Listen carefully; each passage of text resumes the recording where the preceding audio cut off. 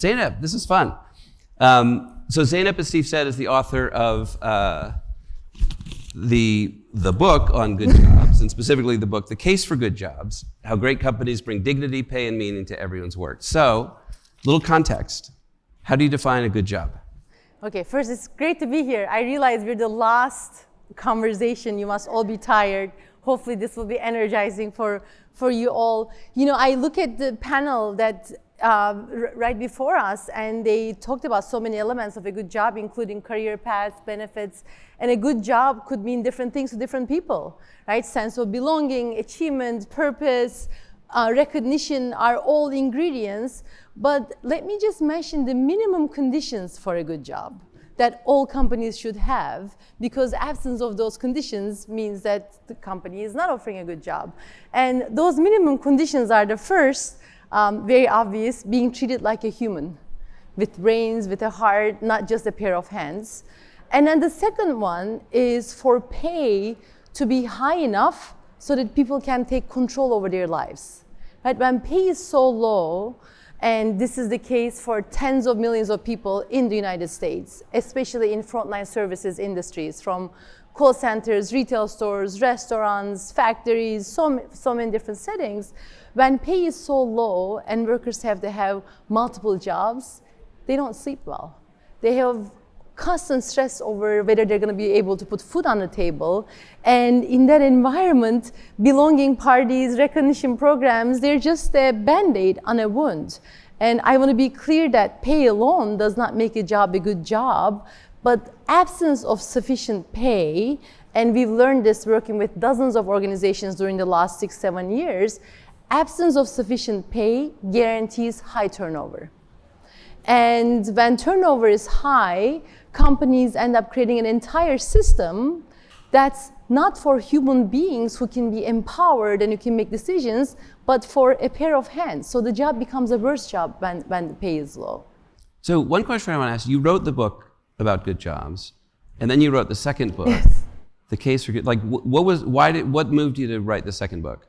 Yeah, so let me describe the first one really quickly and then the second one. So the first book was called The Good Job Strategy. And in that book, the argument is, even in low-cost retail, which is the industry with like tiny profit margins, single-digit profit margins, where companies are competing on the basis of low cost, there are two different ways to operate. In one world, one way, which I've called it the bad job strategy to signal that it's a choice. In one world, you pay as low as possible, market wages oftentimes, and operate with very high employee turnover and low productivity. The other world is to pay employees a lot more than competitors do, offer them better benefits, and design the job, and this is key, design the job for high productivity and high contribution, and operate with low employee turnover, high productivity, great customer service, etc. So the first book was, this is a choice that leaders make. And then after the book came out, some company leaders started reaching out to me saying, you know what, that low pay, high turnover system, we are in that system and we want to get out. But how do we get out? Because you said that the good job system is really a system. It's not just about pay, it's also about work design, it's about so many other things.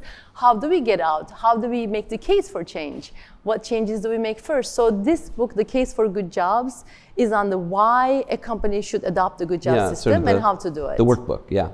It's the workbook. Yeah. Yes. So I meet a lot of CEOs, I meet a lot of business leaders, and some of them are, celebrated at Davos, they're as sort of modern executives who care about their various stakeholders, care about the planet, but they're really bad on labor issues. Like they're unwilling really to pay above the minimum that they need to in whatever part of the world they're in.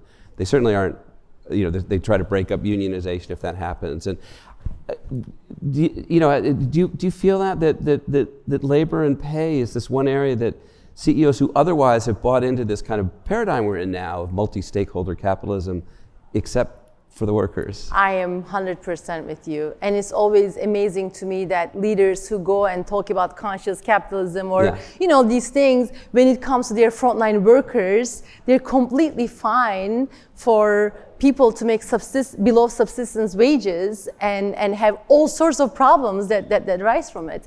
And perhaps one of the reasons, Adi, is that for generations, I think we've taught business leaders that market pay is the right pay, because the inclination is that labor is just another cost to production, right? It's just like any other input. And when we think about inputs to production, the right pay is the market pay. So because people are just another cost, we should pay market wages. And the paying market wages is so dominant that people can't even imagine operating any differently. When you talk to some other leaders, like the founder of Costco or the founder of Trader Joe's, I didn't talk to him, but I read his book, but the founder of Costco is a very good friend. No one talks to Trader Joe's. Yes, no one talks, they're a very secretive company. But the founder of Costco, Jim Sinegal, comes to my class every year and he tells my student, he says, of course you pay people more, because you understand that when people can't focus on the job, turnover is going to be high. And if they're not paid high enough, they can't focus on the job. And now there's so much research that shows that low pay is associated with all sorts of health costs. So stroke, heart disease, diabetes. It even lowers cognitive functioning. Low pay is equivalent to a 13-point reduction in IQ, because when people are constantly thinking about money issues, there's not enough space in their brain to think about other things. So it even lowers cognitive functioning. So of course, for company leaders like Jim Sinegal, who want to win with their customers, it's not acceptable to have frontline employees who are not making enough to be able to take care of their families. That is fascinating. All right, so you're starting to make some of the argument. Obviously, higher pay is more dignity, maybe inspires workers more, but you're really making the case there is a competitive advantage to this. Part of it is the lower cost of turnover, but keep making the argument. What is the competitive advantage to the good job strategy? Yeah, I mean, in some ways, the competitive advantage is obvious, right? For any organization that wants to win, what is, competitive advantage is about winning, right? Winning with your customers. But think about any organization that wins. It could be a sports team or it could be a company. What does it take to win? It takes a great team that's set up to succeed. You can't win without a great team that's set up to succeed. So what happened, and for very frontline industries, company leaders think that they can't afford to keep that team, right? So what are the costs? You mentioned turnover costs. Of course, one of the costs of low pay and high turnover is direct turnover costs. And we have worked with organizations, frontline organizations, and we've seen turnover levels anywhere from 40% to 400%. That broke the record recently. We worked with a ghost kitchen in Mexico. 400% turnover means that they're rotating their roster every 3 months, right? And just the direct cost of turnover. So the direct costs are, this audience knows so well, recruiting, hiring, onboarding, time to full productivity, training. Those costs can be 10 to 25% of the total labor payroll spent annually. But those turnover costs, we have found, are small compared to all the other financial costs. Lost sales, mistakes, lower productivity, lower quality. Those costs tend to be so much higher. And then, of course, the biggest costs are the competitive costs, because you can't win with your customers. Okay, so I know there are a lot of people in HR departments in this audience. So if they're inspired by this argument, what do they do? How do you start? I think the best thing that HR could do is to bring their operations colleagues into this, operations or strategy colleagues into this, because what we have found is that the solution to good jobs or high turnover is not just HR related, right? HR can perhaps influence pay, HR could influence benefits, but HR can't, in many organizations that I've seen at least, is not able to influence the design of the work. And the design of the work is what generates the higher productivity and contribution that allows for higher pay. So the best thing that I think HR leaders can do is to bring their COOs, chief operating officers or strategy people into the conversation to help them see the role of people in their organization to make a case for change to those leaders in their organization. And by the way, Zeynep's book will be available, if it isn't already, it'll be available to, I think, everyone here after this. So why is this, I get the sense that you're making an argument because this is not happening very often, very frequently, that I mean, it's sort of in front of people's faces, but they're not making the changes. Why is this so uncommon that people are not adopting this if, as you say, the research shows that there are these clear advantages? Yeah, I think one of the reasons is what we talked about, the ingrained notion that market pay is the right pay, and people can't even imagine. There's lack of imagination that there could be another world. And one of the things that makes imagination very difficult is a lot of organizations make their decisions looking at just numbers, and oftentimes they work in silos and they look at the history and what happened in the past, and that prevents them from imagining any other possibility going forward. Let me give you an example. One of the companies that adopted this good job system is Sam's Club. It's Walmart's warehouse club, and after they adopt the system, their efficiency improved by about 20%. Historically, they could improve their efficiency 1 or 2%. So looking at history, looking at what happened in the past, could not have enabled them to imagine what could happen in the future. So that type of analysis, and it hurts me to say don't rely on analysis as an MIT professor, but that type of analysis is a barrier. The other thing that's a barrier is this stuff doesn't get prioritized. Right? CEOs have lots of different priorities. They have a lot of stakeholders that they have to report to. They have their board, they have their investors.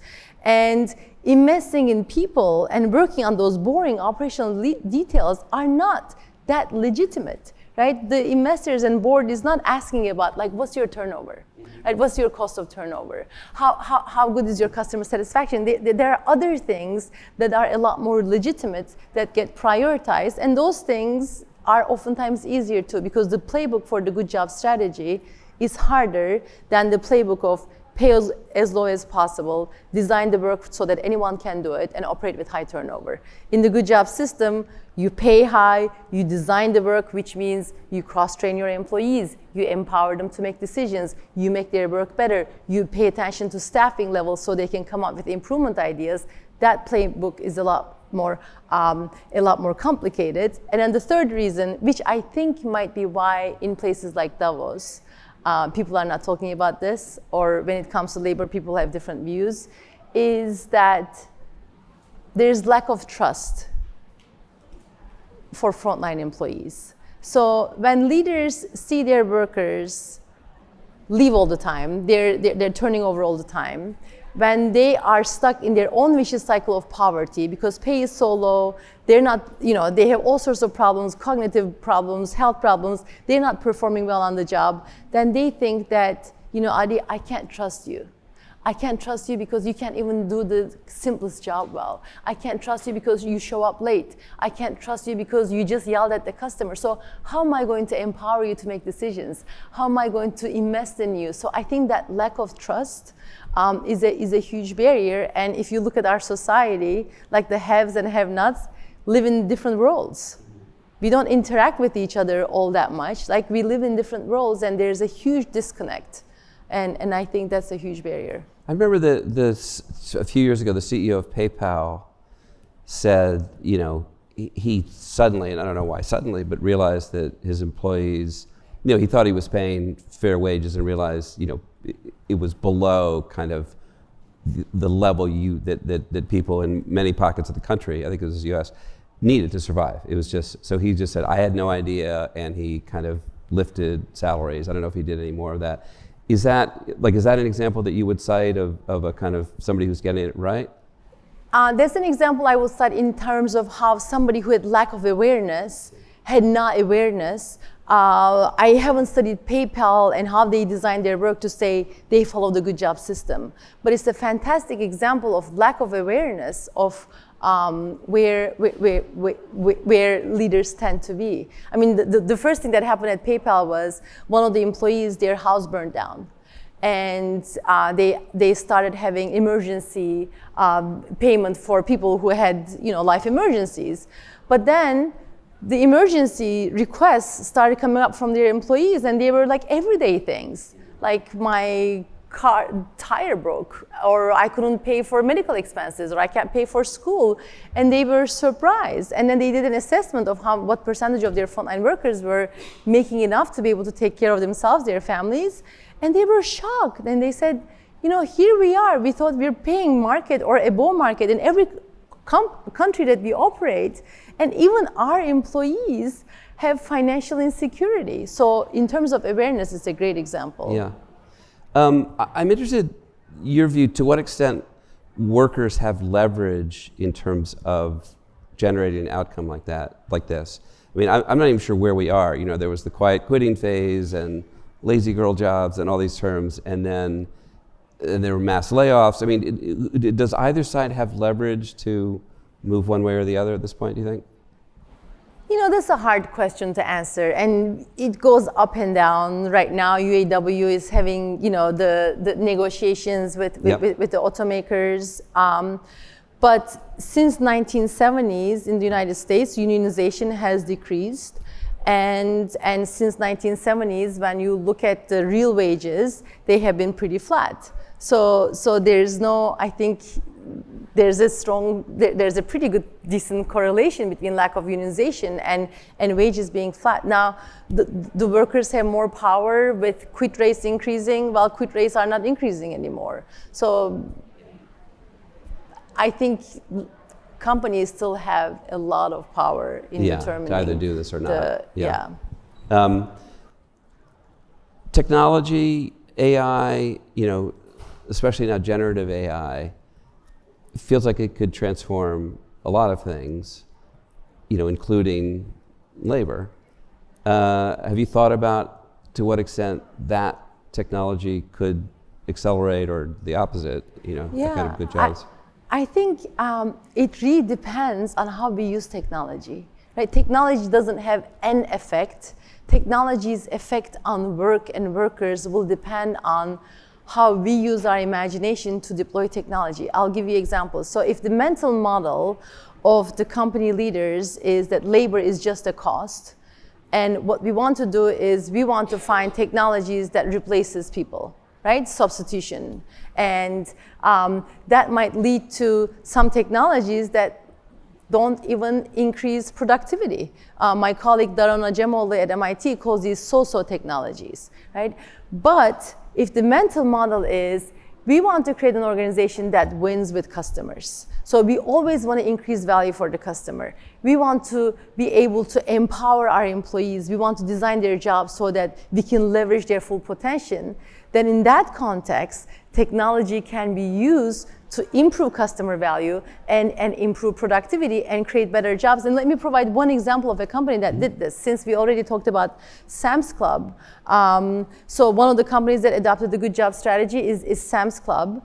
And just to give you an example of the types of changes that they made, during the first year, they were able to raise pay for thousands of workers who were team leaders, who worked in bakery, who worked in the meat department, who worked in fresh department. They made pay raises that were $5 to $7 an hour from a basis of $15 an hour. $5 to $7 an hour pay increases. How were they able to do that? Partly because they've simplified the job, they've reduced their product variety, they cross-trained their employees, they empowered them, but partly because they use technology to be able to improve productivity. For example, if you went to Sam's Club 5 years ago and you want to buy a tire for your car, that process would have taken more than 20 minutes because the associate there would have looked at so many manuals and do the tedious task of going through the paperwork and figure out what tire works for you. Now, with technology, that process is just a few minutes. Now that means that that associate, instead of wasting their time looking through different manuals, they can focus on the customer. They can ask you, so Adi, what are you using your car for? What performance are you most interested? Do you want low cost? Do you want this? Do you want that? Now they could be an advocate for you. And because their job is a lot more productive, Sam's Club can pay them more. So if we use technology that way, then it creates better jobs and it creates a much better customer experience. Yeah. So that's great. So this little 20-minute conversation just went by so fast. The clock says 0. I have to say, so there are a lot of good takeaways, but the data you cited, that kind of dispirited employees, their performance is the equivalent to a 13% drop in IQ. 13-point drop in IQ. 13-point drop in IQ. That's staggering. Oh, it is staggering. That's real. I mean, that's. So instead of talking other things, people at Davos should be talking about pay and make sure that everybody makes a living wage. I'll tell them. Tell them. Okay. All right, so we're out of time, but please join me in thanking Zeynep Ton. Thank you.